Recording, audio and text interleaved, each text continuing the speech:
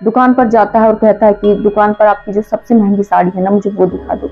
इसकी मैली कुचली हालत को देखकर दुकानदार भी ये समझता है ये भला क्या साड़ी खरीदेगा। नमस्कार दोस्तों, मैं तमन्ना एक बार फिर से स्वागत करती हूँ आपका आपके ही इस यूट्यूब चैनल में। इस चैनल में मैं कुछ हॉरर स्टोरी, कुछ पैरानॉर्मल एक्टिविटीज और पौराणिक कथाएं लेकर आती हूँ। अगर आपको इस तरह के वीडियोस देखना पसंद है तो चैनल को सब्सक्राइब करें, साथ ही बगल वाले बेल आइकन को प्रेस कर लीजिएगा ताकि कोई भी नई अपडेट आप मिस ना कर सके। जैसे ही मैं कोई न्यू वीडियो बनाऊं आप तक फौरन मैसेज पहुंच जाए, और ये बिल्कुल मुफ्त है, तो फटाफट से सब्सक्राइब करें। आज की ये जो स्टोरी है एक ऐसे गरीब इंसान की है जिसने गरीबी के दबाव में आकर लिया एक ऐसा फैसला जिससे आपकी रूह कांप जाएगी। ये जो गरीबी है ना, इंसान को इस हद तक जो है तोड़ कर रख देती है, परेशान कर देती है कि शायद वो ऐसे स्टेप उठाने पर मजबूर हो जाए अगर वो दिमागी तौर से जो है मजबूत नहीं है। तो आज ये जो स्टोरी है ना, राकेश जी की स्टोरी है।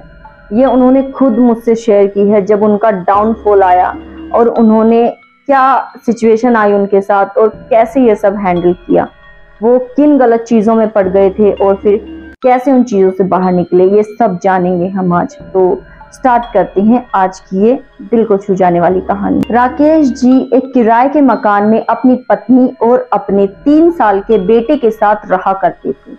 किराए के मकान में रहा करते थे, साथ ही वो मेहनत मजदूरी करके किसी तरह से अपने घर का खर्चा चलाया करते थे।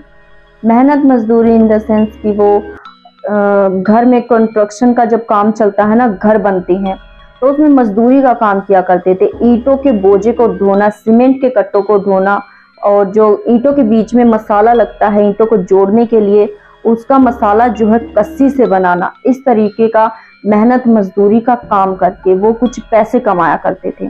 उन्होंने बताया कि उन्हें दिन के 300 रुपये मिला करते थे। इन 300 रुपये में उन्हें अपने बच्चे के लिए भी खाना लाना होता था, अपनी बीवी के लिए भी जो है उसकी ख्वाहिश पूरी करनी होती थी, कपड़े लत्ते, और जो है मकान का किराया भी देना होता था।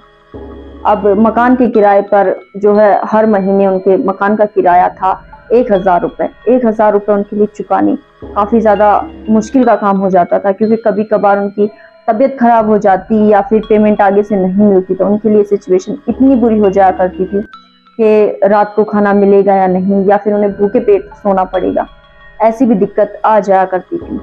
तो जो ये राकेश जी हैं, ये रात को भी काम किया करते थे, यानी कि 1-2 घंटे का ओवर टाइम कर लिया करते थे कि ताकि 20, 30, 50 रुपये उन्हें एक्स्ट्रा मिल जाए, जिससे उनके घर का खर्चा किसी प्रकार से निकल जाया करे। इस तरीके से ये काम किया करते थे। तो इन्होंने बताया कि एक दिन एक घर पर काम चल रहा था, बाहर टाइल लगाने का काम चल रहा था, एक घर पर टाइल चिपका कर लगाने का। तो इन्होंने जो है सीढ़ियों से और बांस के डंडों से काफी ऊंची जो है एक लाइन से एक सीढ़ी सी बना ली थी, उस पर चढ़कर ये टाइल चिपकाने का मिस्त्री जो टाइल चिपका रहा था उसे मसाला पकड़ाने का काम किया करते थे। और उसके ऊपर से एक दिन जो है ये गिर जाते हैं और इनके पैर में बुरी तरीके से फ्रैक्चर हो जाता है। फ्रैक्चर होने के बाद ये कई दिन तक काम पर नहीं जा पाते। मकान मालिक जो होता है वो 1 महीने का किराया तो जो है इनका माफ कर देता है इनकी सिचुएशन को देखकर, लेकिन अगले महीने वो इनसे कहता है कि रूम को खाली कर दो। अब इनके पास रहने के लिए बसेरा भी नहीं बचा था। रूम जो है ये लोग खाली कर देते हैं और बाहर जो है एक तिरपाल की झोपड़ी सी बनाकर अपने 3 साल के बच्चे को लेकर वहां रहने लग जाते हैं। धूप आती है, बारिश आती है, ये सब कुछ सहन करते हैं और वहीं पर रहते हैं। अब जो इनकी पत्नी है वो काम पर जाया करती थी और ये घर पर रहकर अपने छोटे से बेटे को संभाला करती थी। इनकी पत्नी से भी इतना ज्यादा काम नहीं बनता था कि इतने बड़े बड़े तसले जो है जीने पर लेकर जाने, सीमेंट घोलना। तो जेंट्स की और लेडीज की मजदूरी अलग अलग मिलती थी। इन्होंने ये भी बताया उन्हें 300 रुपये मिलते थे डेली के, तो इन्हें इनकी जो वाइफ है मालती, इन्हें 250 रुपये ही मिला करते थे। अब इनके लिए जो है खर्चा चलाना बेहद ज्यादा मुश्किल हो जाया करता था घर का। मानो अब किराया तो नहीं देना था मकान का, 50 रुपये वहां कम हो गए थे, लेकिन जो इनके पति हैं उनकी जो है दवाई दारू में भी पैसे जा रहे थे। दवाई दारू इन द सेंस दारू नहीं, मतलब उनकी दवाइयों में भी पैसे जा रहे थे। तो इनके लिए सिचुएशन काफी बुरी हो जाती है। ये लंगड़ा लंगड़ा कर कुछ चलने लगते हैं। तो एक दिन जब ये जा रहे थे ना, तो इन्हें एक गोल गोल सी एक छोटी सी हांडी पड़ी हुई मिलती है, ज्यादा बड़ी नहीं, एक छोटे से आकार की इन्हें हांडी पड़ी हुई मिलती है। उसे जब ये खोल कर देखते हैं ना तो उसमें इन्हें कुछ काली काली सी राख नजर आती है। ये उसे वापस फेंक देती हैं और अपने घर आ जाते हैं। जब ये रात को सोती है ना तो ये सपने में क्या देखती हैं कि जिस जगह वो हांडी पड़ी थी ना उसके पास में एक बड़ा सा पेड़ है और उस पेड़ में से कुछ आवाज आ रही है जो इन्हें अपने पास बुला रही है। अब आप इसे इनके दिमाग का वहम मान लीजिए या कुछ भी मान लीजिए, लेकिन इन्होंने जो किया ना उस समय, आपकी भी रूह कांप जाएगी जानकर कि किसी की मेंटल स्टेबिलिटी इतनी भी ज्यादा वीक हो सकती है कि वो ये सब करना चाहे या सोचे भी। तो एक उस पेड़ में से आवाज आती है कि तू मेरे पास आ जा और जैसा मैं कहूँ अगर तू वैसा कर देगा ना तो इस गरीबी के जो चक्कर से तू बिल्कुल बाहर आ जाएगा और औरों की तरह लाइफ जी पाएगा। तू भी अपनी मनपसंद का खाना खा पाएगा, मोबाइल चला पाएगा, यहाँ वहाँ घूम पाएगा और ऐशो आराम कर पाएगा। आजा राकेश। इस तरीके से इसे जो पेड़ के पास से आवाजें बुलाती थी, एक दो रात तो ये इग्नोर करता है, लेकिन वो आवाज जो है ना इसे काफी बार रात को तंग किया करती थी। तो रात को एक दिन उठ के जाता है, थोड़ा सा ही डिस्टेंस होता है जहां पर इसे वो छोटा सा घड़ा मिला था। ये उस पेड़ के पास जाकर देखता है तो सचमुच उस पेड़ के पास से एक आवाज आ रही थी जो कह रही थी कि तुझे इतना पैसा मिलेगा ना कि जिसकी कोई लिमिट नहीं है। ये राकेश जो पैसे का तो भूखा था ही, लालच इतना था कि अब पैसा चाहिए था कहीं से भी, क्योंकि गरीबी के दिन इतने देख लिए थे कि अब अपने बच्चे को, अपनी बीवी को ये खुशियां देना चाहता था।